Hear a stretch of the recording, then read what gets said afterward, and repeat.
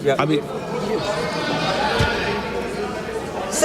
I stand before this House today not just as a member of Parliament or as a representative of the Dravida Munnetra Kazhagam, but as a voice of the 8 crore people of Tamil Nadu who've been told in the midst of our state elections that their votes will count less and their voice in this Parliament will be diminished.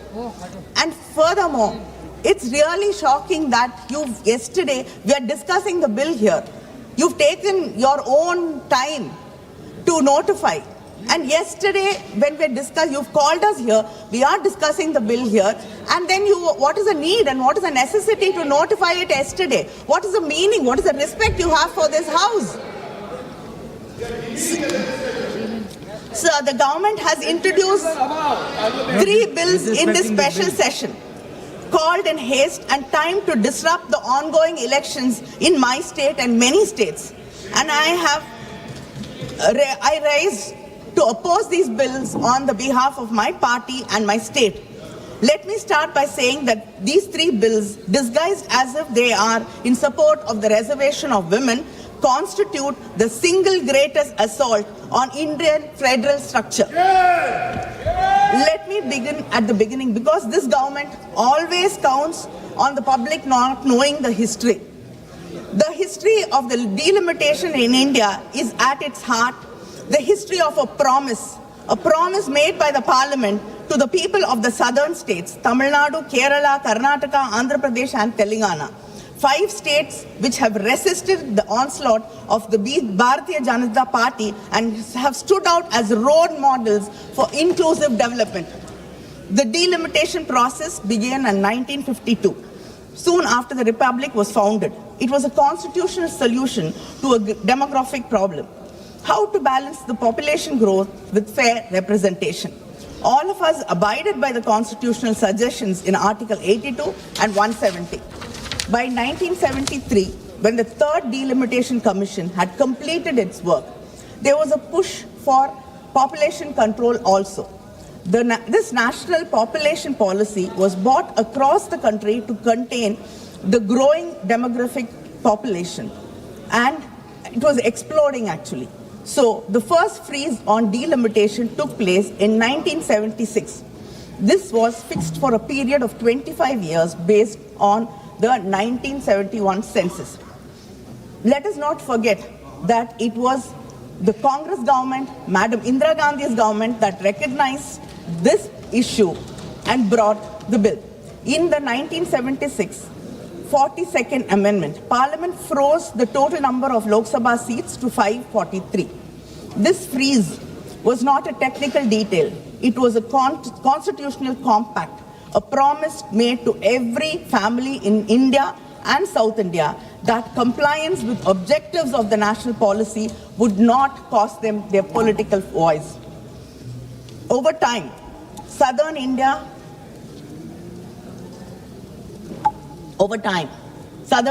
Tamil Nadu, Kerala, Karnataka and Andhra had begun to invest in schools, hospitals, women's health. We listened to the union government's repeated call to control our population. We complied. Our fertility rates fell. Our families became smaller. In 2001, understanding that some states, especially southern states and other states like Punjab, had done a better job at these indicators, and some other states had to catch up. That time, there was a government, a union government, which listened to the voices of the people from the south. Yes, I have to give you credit when you deserve it. We are unlike you, always finding fault with us. When there is something to appreciate you, we always appreciate. So under the Vajpayee government, the Parliament extended that freeze through the 84th Amendment until after the first census following 2026. 24 more years of protection, because then the Parliament, in its collective wisdom, understood that this injustice had to be addressed. Why do we have to increase the seats now to 850? On what basis? The statement of the objective says that there is a change in demographic profile. Yet you are using a 15-year-old 2011 census data to conduct delimitation. You are contradicting yourselves. And 850 seats, most of the MPs, after making the seats 850, might not even get a chance to speak in this parliament for 5 years. Sir, I want to tell this house about a family in Tamil Nadu, a mother and a father, first generation literates. They had only 2 children, not 5, not 6, because they believed in family planning, because the government told them that was the right thing for the country, because they wanted their children to have a better life. That is the story of Tamil Nadu and the South Indian states. Today, Tamil Nadu's total fertility rate is 1.6, lower than France, lower than Australia, lower than United States, your friends. We have completed what the demographers call a demographic transition. Our population is stable. Our women are educated. By every measure of human development, Tamil Nadu is a success story the country has to be proud of. But what does this government say to that family in Tamil Nadu? It says, sorry, you made a wrong choice. You made a mistake by listening to us. You made a mistake by listening to this, because you cared about this country, because you put the country first. You have to suffer. We are going to reduce your representation. Uttar Pradesh's population has grown by 120% since 1971. Tamil Nadu's only by 15%. And contrary to what the Home Minister said yesterday, Clause 4 of the Delimitation Bill clearly states that the allocations of seats will be on the basis of the latest census figures. The Home Minister says one thing, the bill says another thing. Now, the latest available census is 2011. But again, according to the 2011 formula, UP gains 13 seats. Tamil Nadu loses 11 seats. But the Home Minister yesterday told us that by increasing 50%, Tamil Nadu will gain 39 seats, and which has 39 seats will gain 59. Sir, our ideological leader Periyar taught us, justice is not giving every person the same thing. Justice is giving every person what they need and what they deserve. But unfortunately, your government thinks what it needs and what it deserves is what the whole nation deserves and what the whole nation needs. Other than this, let me state 2 critical legal issues present in the bill. The Constitution Bill says that the delimitation will be based on such census as Parliament may by law determine. This is vague and leaves everything open. This literally means that whichever party has a majority in Parliament gets to decide which census it is used to draw the electoral map of this country. Today, you might choose 2011. Tomorrow, you can choose 31. And day after, it can be 1991. This shows a non-application of mind or a mind determined to push its own agenda on this country. Second, the Delimitation Commission will be chaired by a retired Supreme Court judge, appointed entirely by the Union government, with no consultation with the Chief Justice of India, no consultation with any state government, and no parliamentary confirmation. As per Clause 5 of the Delimitation Bill, the states get so-called associate members, 5 MPs and 5 MLAs, who are not allowed to vote, who are not allowed to sign the Commission's decisions, not allowed to do anything except sit and watch from the wings. The Home Minister said 50% increase across the state. I want to know what happens when the Delimitation Commission does not agree to the Home Minister's suggestion. Are you going to bulldoze the Delimitation Commission also, like what you are usually used to doing? Or will the government then challenge the orders of the Delimitation Commission? Because the Clause 10(2) of the Delimitation Bill 2026 says, after the publication of the orders by the Delimitation Commission, these orders cannot be questioned in any court. Where should we go seeking for fair delimitation in such a situation? Where is our guarantee? The Constitution in Article 368 says that amendments affecting the representation of states in Parliament must be ratified by at least half the state legislatures, not just passed by Parliament. ratified by the states. If this government is so confident that the delimitation bill is fair, why don't you place these bills before the Tamil Nadu legislature, before the Kerala legislature, before the Karnataka, or before any legislature? If the government truly believed in cooperative federalism, the slogan they have used 1,000 times on different stages, why are you running away from the state legislatures? Have you even called for a meeting? Have you even consulted with the chief ministers? Have you even spoken to the states? Have you bothered?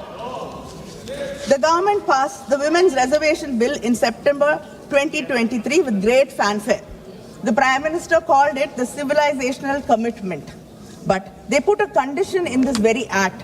Women's reservation would only work after the 2021 census, which is not scheduled to happen till next year. When was the 2021 census supposed to happen? In 2021. But what happened? You said because of COVID, you had to postpone the census. Then you said operational reasons we could not hold the census. And then by simply not talking about it, you did not hold the census. So the largest democracy in the world, the country that invented modern census, could not conduct census in this country. And now that it is politically convenient, they want to use 2011 census to redraw the map of the Indian democracy. They postponed the census and now they are rewarding themselves with the old census. Sir, I really admire. You're the only government which can turn its failure into a political advantage. Look at when this special session has been called in the midst of election of 5 states. And to speak about timing, because timing is everything in politics. And the timing of this bill are so nakedly, breathtakingly political, I'm almost impressed by the audacity of it. The entire opposition asked you to hold this session after the elections. You ignored it. And yesterday you told us that giving women their rights, bringing these bills are of utmost urgency. You cannot even wait for 2 weeks. But you came to government in 2014. The entire opposition has been requesting you to bring the Women's Reservation Bill. All the leaders in the opposition have written to you. Our leader, our Chief Minister M.K. Stalin has written to the Prime Minister saying that the bill should be passed. The DMK women's wing had a rally in Delhi asking for the bill to be passed. We've raised this issue thousands of times in Parliament. And for more than a decade, you did not see or understand the urgency. But today, you can't even wait for 2 weeks. And you want to believe us that you care about women's rights. Sir, this is not constitutional reform you're talking about. This is an electoral rescue strategy in these states because you are not going to do well in most of the states. The Constitution 106th Amendment Act of 2023, the Women's Reservation Act, was welcomed by most of the opposition parties here. And the DMK welcomed it. But we said it then, and we are saying it also now. Tying Women's Reservation Bill to delimitation is a trap. It was designed so that you could never have one without the other. So that the BJP can say, if you oppose delimitation, then you're opposing women's rights. If you oppose the destruction of Tamil Nadu's representation, you are against women. The BJP is using women of India as a human shield for its electoral ambitions. The women of Tamil Nadu who have the highest literacy rate in India, who have the highest female workforce participation in the country, who have fought and won in panchayats, corporation councils and state assemblies, those women will not allow their cause to be hijacked. They deserve, and the women of this country deserve reservation today in the existing 543 seats without waiting for anything else. And I ask the Honorable Home Minister, why can you not simply amend Article 334A to remove the delimitation precondition? Why can you not give in give starting from 2029 election without delimitation. If you really care about women's representation, the path is clear and simple. Why do you refuse to take it? Sir, the women of this country have been starved of political power for decades, for centuries. There's a loaf of bread in front of us. We are saying we are starving. Share it with us. But the government is saying, no, you cannot disturb this loaf. We cannot touch it.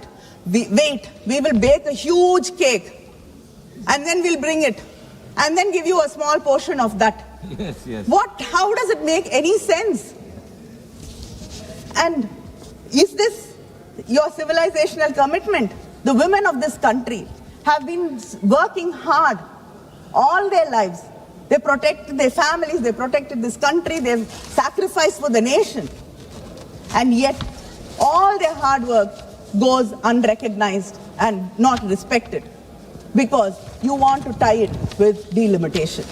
Sir, my friends across the aisle will accuse me of creating fear. But the real dangers of this bill are that our Constitution and Article 368 requires 2/3 majority in Parliament to amend it. 2/3. That's not a small number. It was designed to ensure that no single region, no single language group, no single community could change the fundamental rules of India without broad consent from across this great nation. But what happens after this delimitation? Right now, in this House, we have 543 MPs. 2/3 majority is 362. Let us say the seats are increased to a maximum of 850 MPs as per the Home Minister's assurance, 50% increase across the states. Then the total number of seats would be around 816. Uttar Pradesh, Bihar, Madhya Pradesh, Rajasthan, Haryana, Uttarakhand, Chhattisgarh, Jharkhand, these states together will hold somewhere between 400 to 420 seats in an expanded 816-seat Lok Sabha. 2/3 threshold in an 816-seat House is 544 seats. Add the smaller BJP-aligned states like Gujarat, Himachal or whatever, and the arithmetic becomes terrifyingly clear. The heartland can approach a constitutional amendment majority without a single vote from Tamil Nadu, Kerala, Karnataka, Punjab, Andhra, Telangana, West Bengal or the Northeast. So this is your plan. The collective bargaining power of the southern states will be effectively reduced. Their voices are not even required for fundamental changes in the constitution. This will create an environment where the policies of the union government will be pushed down on the people who believe that this nation should remain a secular democracy. This bill looks like a prelude and a facilitator for your future agendas. And moreover, the southern states will stand to lose out on the president's election as well. Article 55 governs presidential election vote values. Changing population definition here will alter the vote value of each MLA and MP in presidential elections, giving more electoral weight to MLAs from states that gain seats through delimitation. Directly affects the federal balance in the presidential polls. This bill, sir, is ambiguous in the least, misleading, and it has no clarity or purpose. Let us see an illustration through the Tamil Nadu share of seats in Lok Sabha. At present, we have 39 seats. As per these bills, which say 2011 census will be followed, it will become 32 seats, given there is no change to the 543 seats.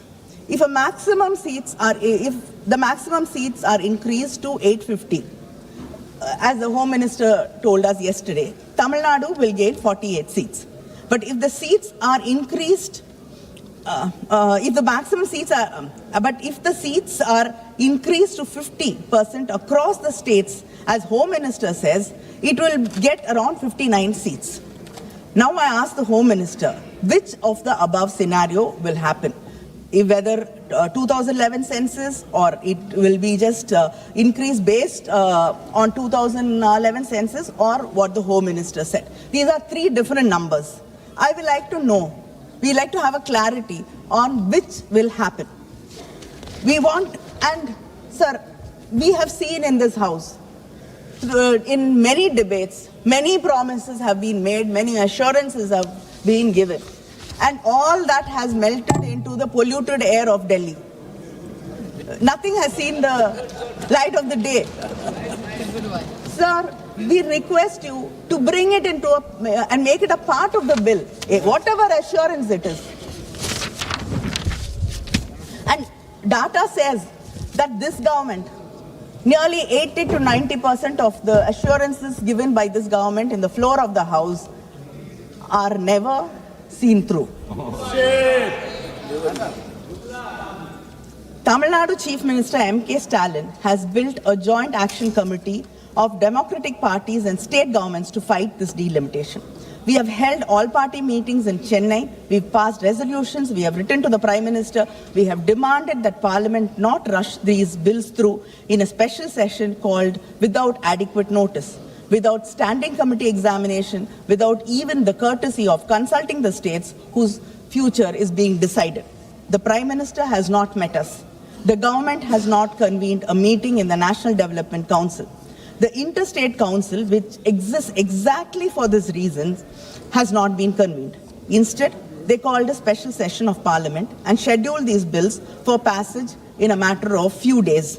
Sir, this is not cooperative federalism. This is just calculative politics. In S.R. Bommai and versus Union of India 1994, the Supreme Court has stated that states have an independent constitutional existence and they have as important role to play in the political, social, educational and cultural life of the people of the Union. They are neither satellites nor agents of the center. In the Rameshwar Prasad versus Union of India 2006, the Supreme Court held that the basic principles of federalism is that the legislative executive authority is partitioned between the center and the states, not by any law to be made by the center, but by the Constitution itself. That is what the Constitution does. The states under our Constitution are in no way dependent upon the center for their legislative or executive authority. The center and the states are co-equal in this matter. Unfortunately, this government does not recognize the rights of the states. It simply thinks we are here to serve the masters in Delhi according to their diktat.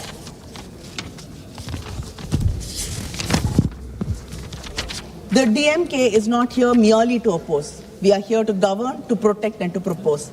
The Tamil Nadu and the DMK demand this government should implement the women's third reservation bill immediately in the existing 543-seat Lok Sabha through rotational reservation, de-link it completely from delimitation exercise. Then we can support this bill. The women of India should not be made to wait for a delimitation exercise that serves the BJP's political interests.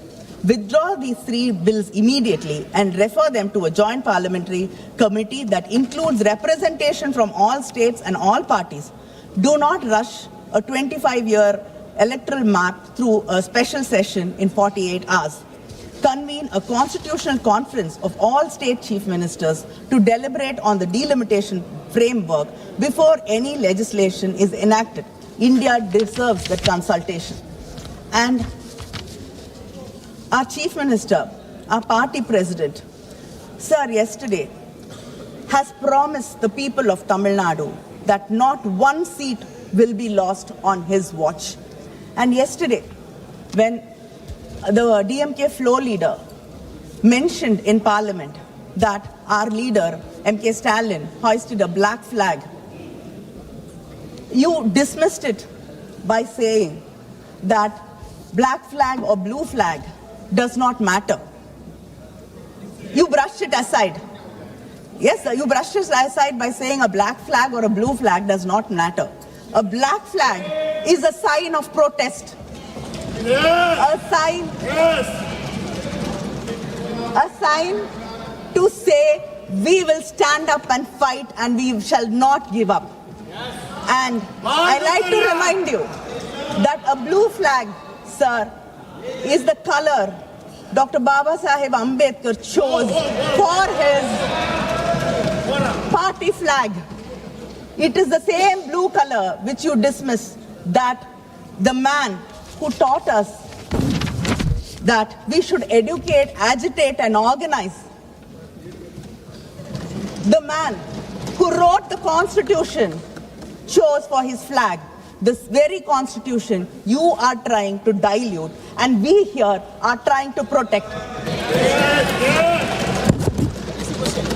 And sir, and the Prime Minister yesterday, when he saw us in black, he said that he was reminded of a black dot or Tiki or Tika, what? Tika. Yeah, and it is there to drive away evil forces. Evil eye or evil forces or whatever. Yeah. Sir, I am surprised that people here who are there to protect Hindutva were not reminded of Kali, the goddess, the dark goddess who wears black. Yes. The feminine power, the woman, the goddess who is supposed to drive away ego, arrogance and ignorance. And the same black color we have chosen to protest is the color of Periyar, our intellectual leader. He taught us self-respect. He taught us never to bow. He taught us fight till the end. And we will fight till the end. Sir, we oppose these bills in the name of our leaders, Arinyar Anna, Kalaignar Karunanidhi, who said, states are not a unit of the unitary state, but equal partners of a federation. In the name of our Chief Minister, M.K. Muthuvel Karunanidhi Stalin, who even in an article today has said that this bill should be withdrawn. A fresh bill should be introduced and placed in public domain at least for 3 months for wider consultation. He says, the moment calls for reflection, not expediency, deliberation, not haste. If the Constitution is to endure as a charter of trust, its amendment must be guided by principle, anchored by fairness, restraint and fidelity to the Republic's enduring integrity. Tamil Nadu போராடும், தமிழ்நாடு வெல்லும். நன்றி, வணக்கம்.